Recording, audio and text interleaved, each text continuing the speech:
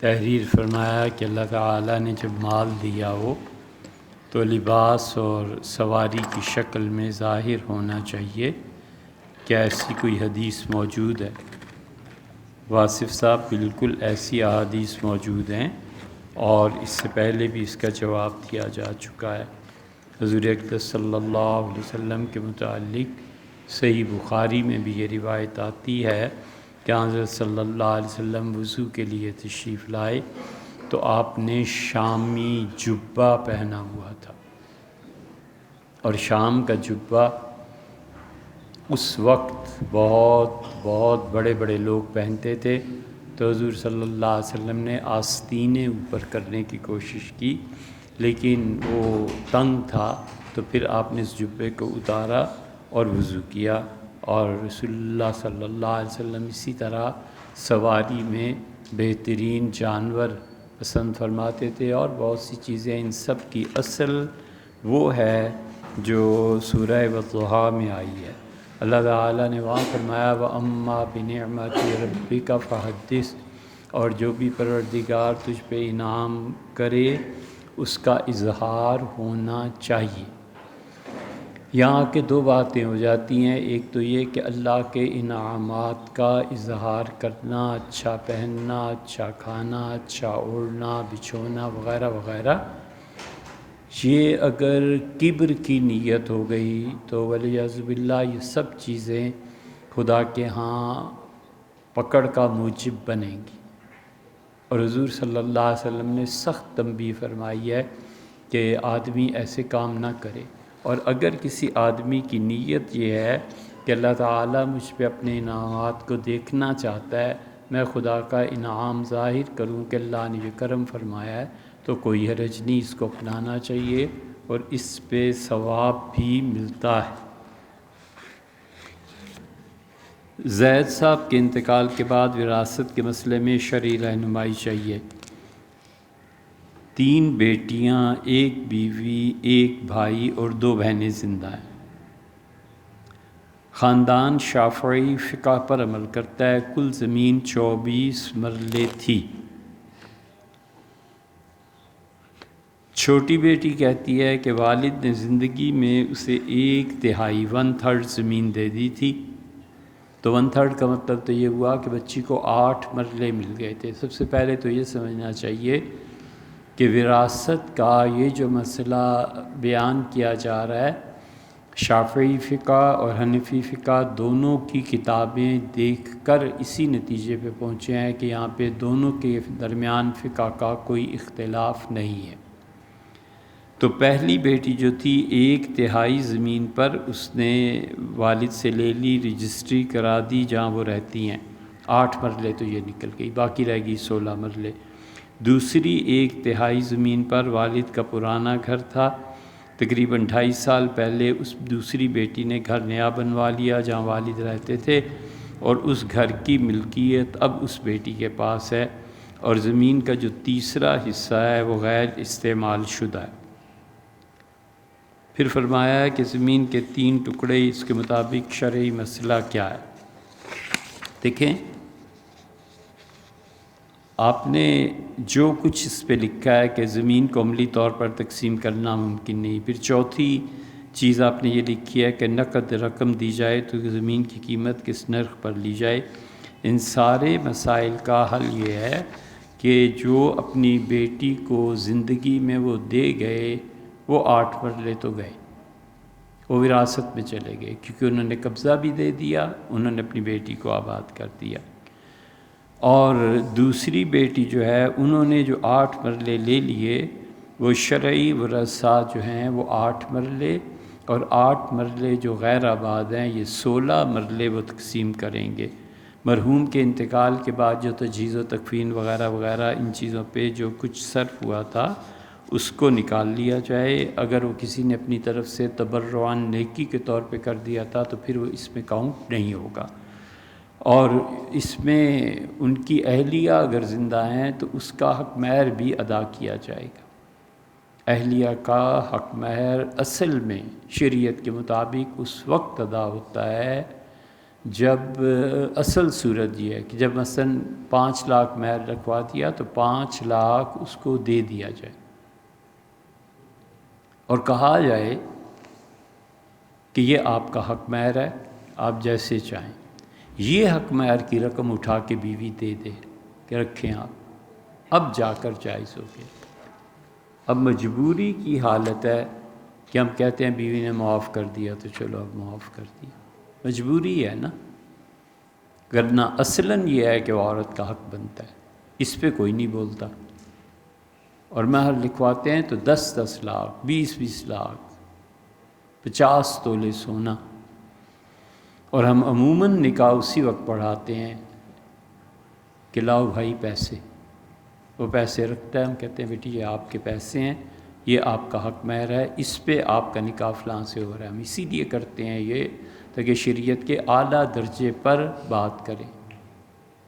اس لیے وہ اگر بیوی زندہ ہے تو وہ بھی قرض ہے، اس کو ادا کیا جائے۔ تو رہ گئے 16 مرلے، تو جو کچھ بچا ہے اس کے بعد ترکہ جو کچھ بچا ہے اس میں 288 حصے کیے جائیں گے۔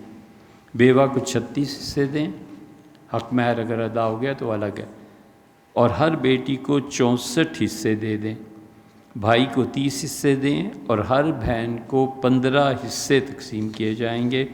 آسانی کے لیے فیصد حصے بھی ہم نے یہ لکھ دیے ہیں سارے، آپ ان حصوں کو میں حوالہ کے، اور حوالہ جو ہے ہم نے زہیلی جو ہیں، معلوم نہیں اب زندہ ہیں یا وفات پا گئے رحمہ اللہ، ان کی جو فقہ اسلامی ہے اس سے لیا ہے۔ اور یہ ہم آپ جو سوال کرتے رہتے ہیں عام طور پہ، غالباً یہ فن لینڈ سے، جی ظفر صاحب فن لینڈ سے، یہ ہم حوالے کر رہے ہیں ان کے۔ آپ آفتاب صاحب کو ہی عام طور پہ فون کرتے ہیں، یا آفتاب صاحب سے آپ منگا لیجئے، بالکل شافعی فقہ میں بھی یہی ہے، ہم نے اطمینان کر لیا ہے۔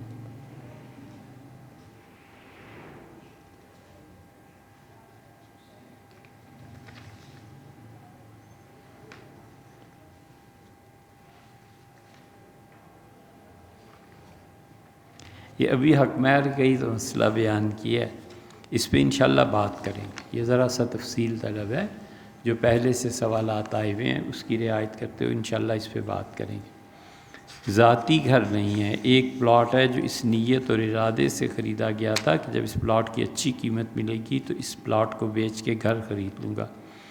ملکی حالات کے بہتر نہ ہونے کی وجہ سے اگر میں اس وقت اپنا پلاٹ بیچتا ہوں تو نقصان ہو جائے گا، انتظار کر رہا ہوں کہ ذاتی مکان کے لیے یہ پلاٹ بیچ دوں، تو اس نیت کے ہونے کی بنا پر مجھ پہ اس پلاٹ کی زکوٰۃ واجب ہے یا نہیں؟ شیراز صاحب، اس پلاٹ کی زکوٰۃ واجب ہے، کیونکہ آپ نے خریدا ہے، پھر آپ اس کو بیچیں گے تو یہ تجارت ہی کی ایک قسم ہو گئی نا۔ آپ نے خریدا ہے مثلاً 10 لاکھ میں، آپ بیچ دیتے ہیں اسے 20 لاکھ میں، تو 20 لاکھ جو آپ کے پاس آتے ہیں وہ ضروری نہیں ہے کہ آپ دوسرے مکان کو خریدنے میں ہی صرف کریں، وہ کہیں اور بھی لگ سکتے ہیں، آپ کا حلال اور پاک مال ہے، تو یہ تجارت ہی کی ایک صورت بن جاتی ہے۔ اس لیے فقہا نے لکھا ہے کہ پلاٹ بیچنے کی نیت جب تک آپ ختم نہ کریں تو وہ جو سودا نہیں مل رہا، تاخیر تو اس میں ہو رہی ہے نا، اور نیت برقرار ہے، تو پلاٹ جو ہے وہ قابل زکوٰۃ ہے۔ سال گزرنے کے بعد قیمت زکوٰۃ لازم ہو جائے گی، اور اگر اس کا ریٹ فرض کیجئے کسی وقت 20 لاکھ تھا، آج 15 لاکھ مل رہا ہے کم قیمت پہ نا، تو 15 پہ ہی واجب ہوگی، اور بیچنے کی نیت ختم کر لیں اس پہ، اور آپ کہیں اسی پلاٹ پہ میں اپنا مکان بناؤں گا، بیچنے کی نیت نہ رہی نا، اس پہ اپنا مکان بنانا ہے، کوئی زکوٰۃ نہیں جب بھی بنائیں۔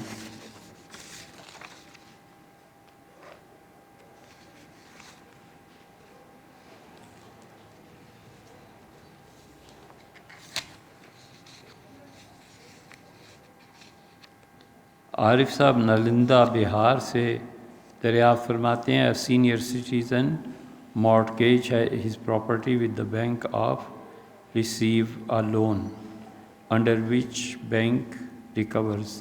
یہ اصل میں نا عارف صاحب یہ سوال ہے آپ کا کنونشنل بینک جو ہوتے ہیں اس کے متعلق، اور آپ کنونشنل بینک میں اپنی جائیداد دے کے اس پہ جو لے رہے ہیں قرضہ، تو یہ سودی قرضہ ہو جائے گا، بینک ایسے ہی نہیں دیتا، سود پہ دیتا ہے، اور یہ جائز نہیں ہے کیونکہ اس میں سود آ گیا۔ فرض کر لیجئے آپ انڈیا میں رہتے ہیں، اس کو غور سے سن لیجئے کہ اگر آپ ہوتے بینک کی جگہ اور بینک آپ سے کہتا کہ ہمیں 2 ارب روپیہ قرضہ دے دیں، تو آپ 2 ارب روپے دیتے بینک کو قرضے میں، تو اگر یہ پاکستان ہوتا تو یہ جائز نہیں تھا کہ آپ 2 کی بجائے 2.25 ارب روپے واپس لیں، آپ 25 کروڑ اس پہ سود لے لیں۔ انڈیا میں جائز ہوتا ایک قول کے مطابق، ٹھیک ہے؟ 2 چیزوں میں فرق ہے نا۔ اس صورت میں جو آپ نے تحریر فرمائی ہے، اس میں تو آپ قرض لے رہے ہیں بینک سے اور بینک اس پہ نفع وصول کرے گا، تو کنونشنل بینک ہے، یہ جائز نہیں ہے کہ آپ اسے سود دیں۔ اور اگر صورتحال ہوتی اس کے برعکس، کبھی کبھی یہ ہوتا ہے، یہ ایرانی حکومت کو جب خسارہ اور نقصان یہ ہوتا ہے تو حضرت شاہ رضا رحمۃ اللہ علیہ کا جو مقبرہ ہے اس پہ جو بھی حضرات ہیں ان کے یہاں اتنا سونا آتا ہے، اتنا سونا اہل تشیع وہاں نظر چڑھاتے ہیں کہ ایرانی حکومت حضرت شاہ رضا صاحب رحمۃ اللہ علیہ کے جو متولی لوگ ہیں ان سے وہ سود پہ سونا اٹھا لیتے۔ دنیا میں ایسے ہوتا ہے۔ ہم ایران کی یہ بات نہیں کہہ رہے کہ اس کا سود جائز ہے ناجائز ہے کیا نہیں، اس کو چھوڑو، لیکن انڈیا میں چونکہ ہندوؤں کی حکومت اور اس کا غلبہ ہے، تو فرض کر لیجئے کہ بینک آپ سے رجوع کرتا اور کہتا صاحب 2 ارب روپے آپ مجھے دے دیں، آپ اسے دیتے اور پھر اس سے کہتے کہ مجھے اس پہ انٹرسٹ چاہیے، سود چاہیے، تو ہندوؤں سے غیر مسلموں سے یہ لینا آپ کے لیے امام ابو حنیفہ رحمۃ اللہ علیہ کا ایک قول ایسا مل جاتا ہے جس میں اسے جائز قرار دیتے ہیں۔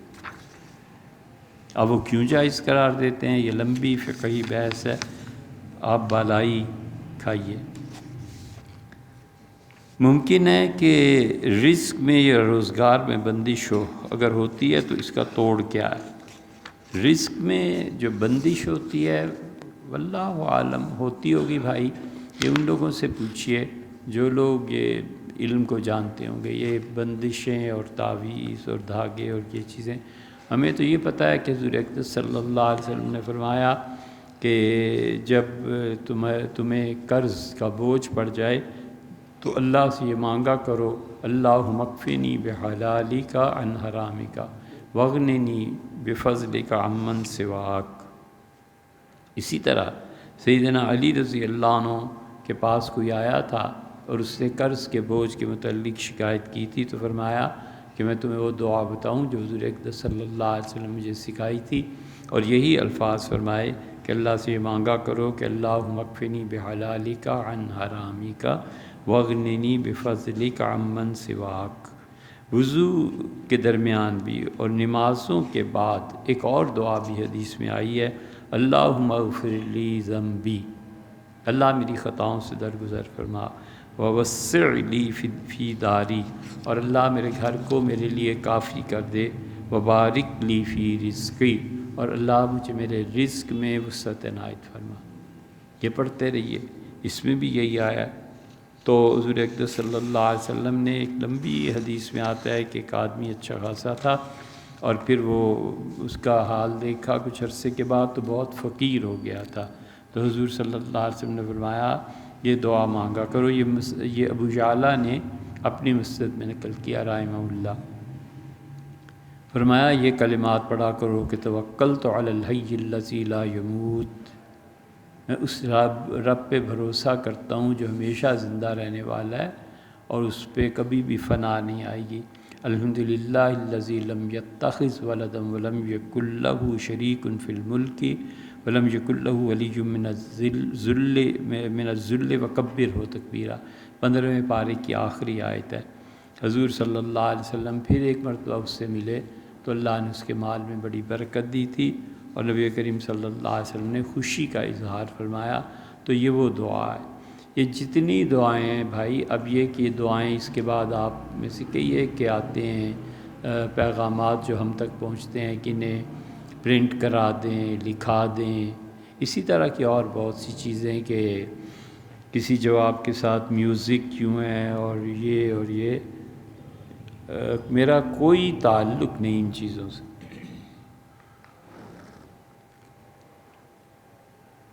اللہ تعالیٰ کی نعمت کی ناقدری نہیں کرتا، اس نے اگر یہ توفیق بخشی ہے تو اس کا انعام ہے، اس کی مہربانی ہے، اس کا شکریہ ادا کرتا ہوں۔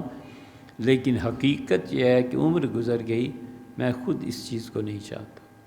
یہ ریکارڈنگ، یہ چیزیں، جمعے کے لیے آتا ہوں، کوئی جمعہ ایسا نہیں جو مجھے پہ بوجھ نہ ہوتا ہو کہ یا اللہ بیان کرنا ہے، کیا مشکل ہے، کیا کریں۔ لیکن مصلحتیں اور مجبوریاں مل جاتی ہیں نا، تو صرف مجھے اتنا پتہ ہے کہ مجھے یہاں بولنا ہے، آگے وہ تقریر ریکارڈ ہوئی نہیں ہوئی، کسی نے میوزک شامل کیا نہیں کیا، اس کے ٹکڑے کیے نہیں کیے، کبھی جو مڑ کے دیکھا ہو۔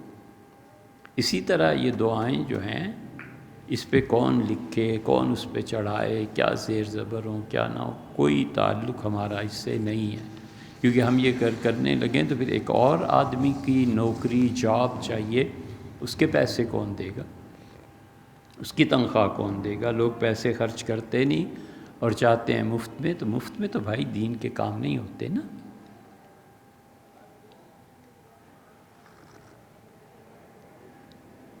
ہم ابھی جمعے میں آئے تو ایک دوست ہمارے ملے،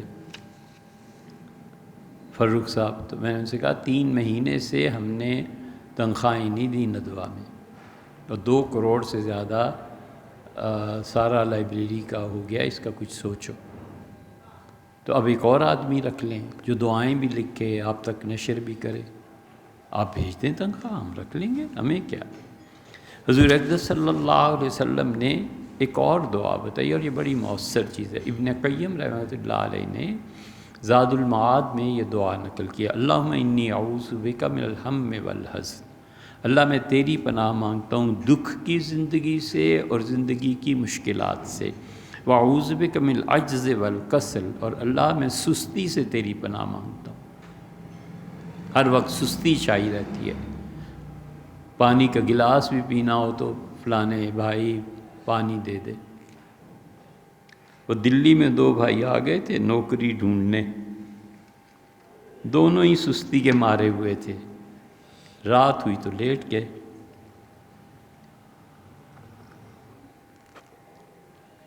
بڑے بھائی نے چھوٹے سے کہا کہ چھوٹے، معلوم نہیں باہر بارش ہو رہی ہے یا نہیں، جا ذرا دیکھ کے آ۔ اس نے لیٹے لیٹے کہا بارش نہیں ہو رہی بھائی جان۔ اس نے کہا کیا دلیل ہے تمہارے پاس بارش نہیں ہو رہی؟ اس نے کہا بلی آئی تھی، میں نے ہاتھ پھیرا تو سوکھی تھی۔ تھوڑی دیر وہ چپ رہا، پھر اس نے کہا بیٹے چھوٹے بھائی اٹھ، دروازہ بھیڑ دے۔ کہنے لگا بھائی جان رضائی سر پہ اوڑھ لیں۔ اس نے کہا اٹھتا ہے یا نہیں؟ کہنے لگا کون؟ کہ تو۔ کہنے لگا بھائی جان سارے کام میں ہی کروں گا، آپ اٹھ جائیں۔ تو اس لیے سستی کے مارے ایسے ہی ہوتے ہیں۔ حضور اقدس صلی اللہ علیہ وسلم دعا مانگتے تھے واعوذ بک من العجز والکسل، اللہ سستی سے تیری پناہ مانگتا ہوں، اللہ اس سے پناہ مانگتا ہوں کہ میں تھک جاؤں۔ جب بھی کسی کام میں تھکن محسوس ہونا تو بچوں یہ بڑا زبردست نسخہ ہے، 33 مرتبہ سبحان اللہ، 33 مرتبہ الحمدللہ، 34 مرتبہ اللہ اکبر پڑھو، اور دیکھو کیسے تھکن دور ہوتی ہے۔ واعوذ بک من الجبن والبخل، اللہ بخل سے تیری پناہ مانگتا ہوں اور نامردی سے، جبن ڈر جانا، خوف۔ واعوذ بک من غلبۃ الدین وقہر الرجال، اللہ قرض کا بوجھ مجھے دبا لے، میں پریشان ہو جاؤں۔ اور کیا بات فرمائے، وقہر الرجال، اور اللہ لوگوں کو دیکھ کے میں ڈرنے لگوں، یہ وزیر آ گیا ہے، یہ وزیر اعظم آ گیا ہے، یہ فلاں آ گیا ہے، میں ڈرنے لگوں، اللہ مجھے اپنی پناہ میں رکھ۔ سنن کبریٰ نسائی میں بھی آیا، حضور اقدس صلی اللہ علیہ وسلم فرمایا تھا کہ ابو موسیٰ رضی اللہ عنہ کہتے ہیں میں حضور صلی اللہ علیہ وسلم کے پاس حاضر ہوا اور وہ وضو فرما رہے تھے، تو وضو میں رسول اللہ صلی اللہ علیہ وسلم کو میں نے سنا، آپ نے وضو کرتے کرتے یہ دعا مانگی، اللہم اغفر لی ذنبی ووسع لی فی داری وبارک لی فی رزقی، یہ ابھی گزر چکے ہے۔ تو میں نے کہا اللہ کے رسول لقد سمعتک تدعو بکذا وکذا، میں نے کہا اللہ کے رسول آپ ابھی دعا مانگ رہے ہیں وضو کے دوران اللہ سے، اور آپ عرض کر رہے ہیں کہ اللہم اغفر لی ذنبی ووسع لی فی داری وبارک لی فی رزقی، تو آپ نے فرمایا حل ترکت من شیء، کوئی چیز پھر میں نے چھوڑ دی ہے، کوئی چیز رہ گئی ہے میری دعا میں؟ اللہ سے سب کچھ ہی تو مانگ لیا ہے کہ خطاؤں سے درگزر فرمائے، میرے گھر کو میرے لیے وسیع کر دے، یعنی میرا گھر آرام کی جگہ بن جائے، اور اللہ میرے رزق میں برکت دے دے، تو آپ نے کوئی چیز رہ گئی ہے؟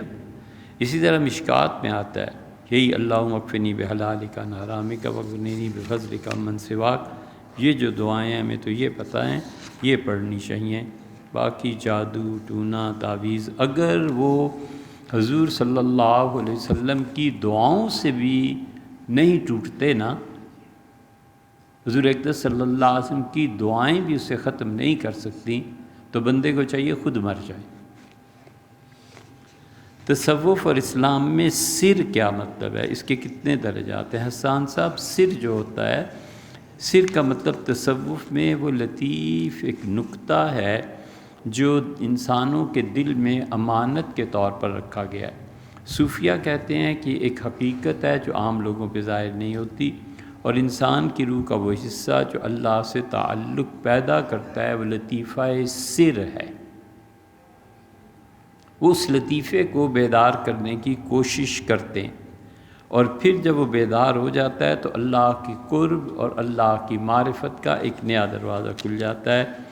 اس کا تعلق انسان کی باطنی حالت سے ہے، اور اس پہ اگر آپ نے تفصیل دیکھنی ہو تو ذوقی صاحب رحمۃ اللہ علیہ تھے، انہوں نے تصوف کی اصطلاحات پر ایک کتاب لکھی ہے، وہاں دیکھ لیجئے، یا سلسلہ نقشبندیہ کے جو اکابرین ہیں نا، وہ قلب روح سر خفی اخفا، ان پانچوں لطائف پر محنت کراتے ہیں۔ چشتیہ کے، سہروردیہ کے اور قادریہ سلسلے کے مشائخ عام طور پہ دل پہ محنت کراتے ہیں۔ قادریہ سلسلے میں بھی لطائف پہ محنت ہوتی ہے، جیسے کہ شاہ اللہ صاحب رحمۃ اللہ نے تحریر فرمایا ہے، تو یہ ساری چیزیں ان کی کتابوں میں آپ کو آسانی سے مل جائیں گی۔ کسی صحابی رضی اللہ عنہ کے جنازے میں فرشتوں نے بھی شرکت کی، کیا آج بھی ایسی سعادت کسی کو مل سکتی ہے؟ میں ایک خاتون ہوں، ایسے کون سے اعمال و اذکار کروں کہ میرے جنازے میں بھی فرشتے شریک ہوں؟ وہ صحابی حضرت سعد بن معاذ رضی اللہ عنہ تھے، حضور اقدس صلی اللہ علیہ وسلم ان کے جنازے میں آئے تھے، تو عمر بھر کبھی ایسے نہیں ہوا، لیکن اس وقت حضور صلی اللہ علیہ وسلم پنجے رکھ کے چل رہے تھے، تو نبی کریم صلی اللہ علیہ وسلم سے پوچھا گیا کہ اللہ کے رسول آپ ایسے کیوں چل رہے ہیں؟ آپ نے فرمایا اللہ کے اتنے فرشتے نازل ہوئے ہیں سعد کے جنازے میں کہ اگر میں پاؤں رکھوں گا تو فرشتوں کے پاؤں میرے پاؤں کے نیچے آ جائیں گے، تو اس لیے ایسے چل رہا ہوں۔ اب بھی کوئی آدمی یقیناً اس کے جنازے میں فرشتے آتے ہی ہوں گے، اگر وہ زندگی میں انصاف پر قائم رہا، اگر وہ آدمی عدل پر قائم رہا، اگر وہ آدمی صلح پر قائم رہا۔ یہ جتنی اخلاقی بیماریاں ہیں نا، فرشتوں کو اس سے نفرت ہوتی ہے، فرشتوں کو اس سے اذیت ہوتی ہے۔ حضور اقدس صلی اللہ علیہ وسلم فرمایا جائز ہے اگرچہ، لیکن آپ نے فرمایا جب تم میں سے کسی کو غسل کرنا ہو اور وہ نہ کرے تو اللہ کے فرشتے اس سے ہٹ جاتے ہیں۔ اگرچہ یہ جائز ہے کہ فجر کے بعد کسی پہ غسل واجب ہو گیا تو ظہر میں کر لے، بالکل ٹھیک ہے، لیکن اللہ کے فرشتے اس کے ساتھ اس وقت حالت میں نہیں رہتے، کیونکہ فرشتے ان چیزوں کی بو کو محسوس کرتے ہیں۔ اسی طرح رسول اللہ صلی اللہ علیہ وسلم نے لوگوں کے قرآن پڑھنے کے متعلق بتایا، سبحان اللہ و بحمدہ سبحان اللہ العظیم آپ نے فرمایا جب تم پڑھتے ہو تو یہ آواز فرشتے اپنے منہ میں لے لیتے ہیں اور یہ ان کی غذا ہے، جیسے شہد کی مکھی ہے تو اس کی قے لیکن انسانوں کی غذا ہے، جیسے کپڑا ریشم،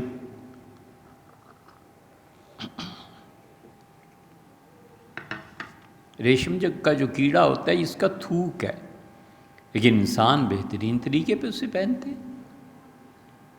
یہ سب چیزیں ایسے ہی ہیں، ہمارے کلمات، ہمارے الفاظ یہ خود گواہ بنیں گے، اور ان الفاظ کا ایجاد اور ان الفاظ میں سے ہر لفظ کے ساتھ کتنے موکلات ہیں، ہر لفظ کے ساتھ کیا ہوتا ہے، حرف کے ساتھ، لفظ نہیں حرف کے ساتھ، یہ اب قدیم جو کھدائیاں ہو رہی ہیں اس زمانے میں یہ علم تھا جو اب نہیں رہا، لیکن یہ ہوتا ہے ایسے۔ تو اس لیے اور سب سے مؤثر چیز بھی آپ سے عرض کریں دعا ہے، بس اللہ سے مانگتی رہیے، اللہ کے لیے کیا مشکل ہے۔ ایک دوست ہے جو نماز کا اہتمام نہیں کرتا اور بعض اوقات تو جمعے کی بھی پرواہ نہیں کرتا، وہ غیر مسلموں کی صحبت میں رہنے لگا ہے، یہ یو پی سے سوال پوچھ رہے ہیں، اس معاملے میں رہنمائی فرمائیں۔ رہنمائی بھیا یہ ہے کہ جو آپ کا جی چاہے وہ کریں، دونوں طریقے ہیں۔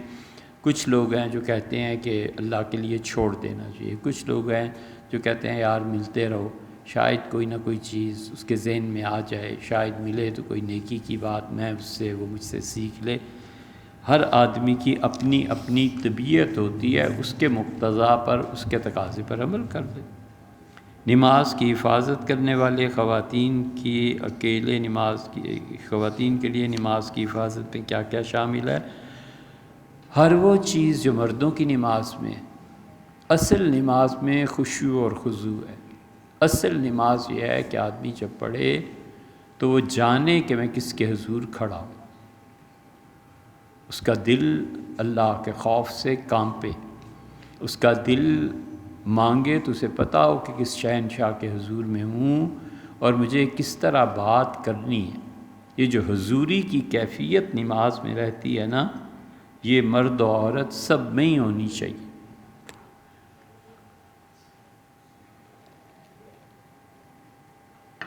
ذہبی رحمۃ اللہ علیہ لکھا حضرت زین العابدین رحمۃ اللہ علیہ کا کہ انہوں نے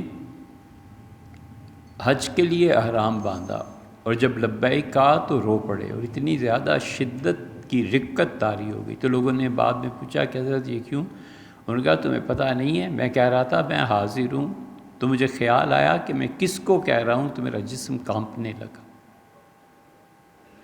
یہ نماز تھی، مرد و عورت سب کے لیے یہی ہے۔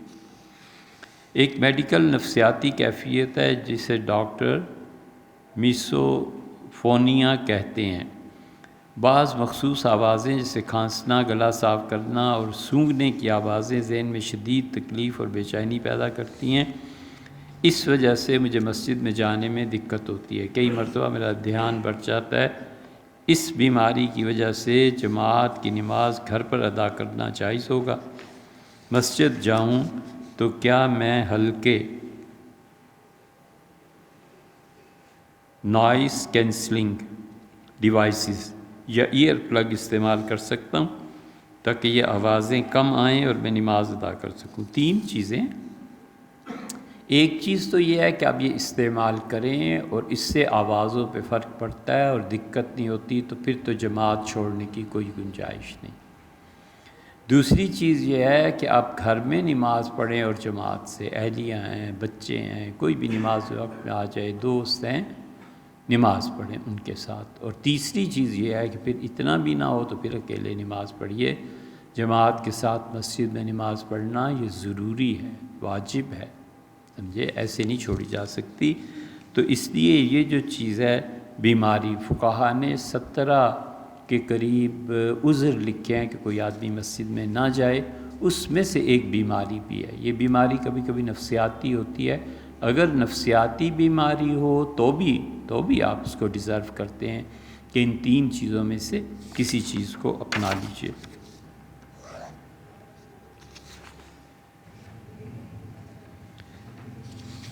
میں اگلے سال مارچ میں پرائمری اسکول کھولنے کا ارادہ رکھتا ہوں۔ ابتدائی 3 سالوں میں بچوں کو ناظرہ، قرآن، تجوید، مخارج کے ساتھ پڑھائے جائیں گے۔ اردو، انگلش اور عربی کو بطور لینگویج پڑھایا جائے گا۔ شروع میں اردو، پھر انگلش اور آخری 2 سالوں میں عربی ہوگی۔ جب پرائمری اسکول مکمل ہو تو بچہ ان تینوں زبانوں کو جانتا ہو۔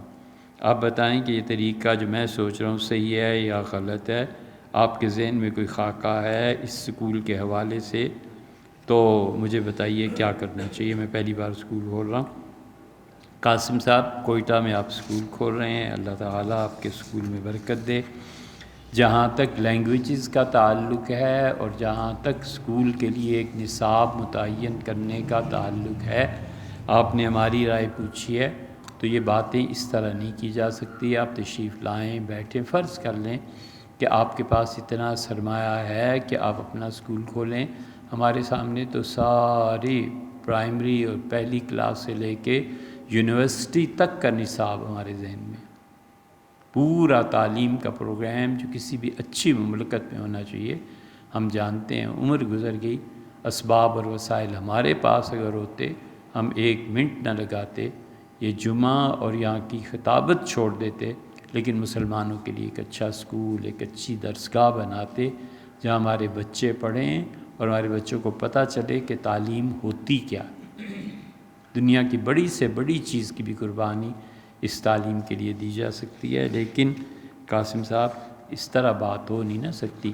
لاہور سے بھی کسی نے سوال پوچھا تھا تعلیمی نصاب کے متعلق، تو ہم نے ان سے بھی یہی عرض کیا تھا کہ یہ چیزیں اس طرح بتانا مشکل ہیں، یہ باتیں فون پہ یا اس ذریعے سے یا سوالات کے ذریعے سے حل نہیں ہو سکتی۔ اگر آپ کے پاس اسباب اور وسائل ہیں، بسم اللہ شروع کیجیے۔